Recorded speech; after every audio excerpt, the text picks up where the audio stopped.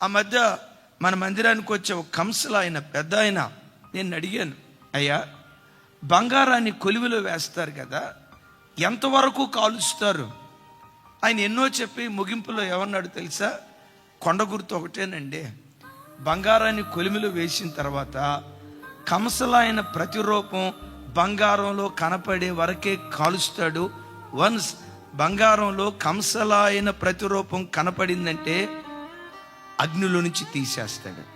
పరమ కంసాలి యేసుక్రీస్తు వారు మనలను శ్రమలనే కొలిమిలో వేసి కాల్చేటప్పుడు ఆయన పరిశుద్ధత నీలో కనపడే వరకే కాలుస్తాడు. ఆయన ప్రేమ నీలో కనపడే వరకే కాలుస్తాడు. ఆయన సాత్వికం, ఆయన దీనత్వం, ఆయన సంపూర్ణతకు సమానమైన సంపూర్ణత కలిగే వరకే కాలుస్తాడు. వన్స్ ఆయన సంపూర్ణత నీలో వచ్చిందా, నీ ఆభరణంగా తర్వాత మార్చడం ప్రారంభిస్తాడు. అయితే ఒకటి, కాల్చబడేటప్పుడు నీ పెదవుల్లో నుండి బయలుదేరే మాటలు చాలా విలువైనవి.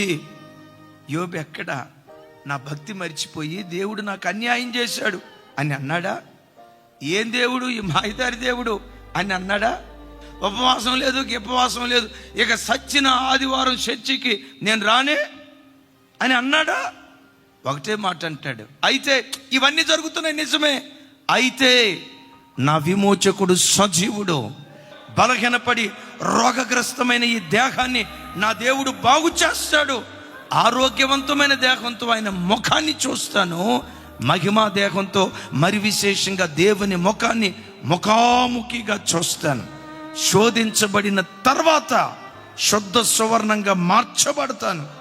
మీలో ఎవరైనా పొయ్యి లాంటి నలుదిక్కుల శ్రమల మధ్యలో కాల్చబడుతూ ఉంటే, యోబుకు 2 దీవెనిచ్చిన దేవుడే నీకు నీ పిల్లలకు 2 దీవెన దేవుడు అనుగ్రహించునుగాక.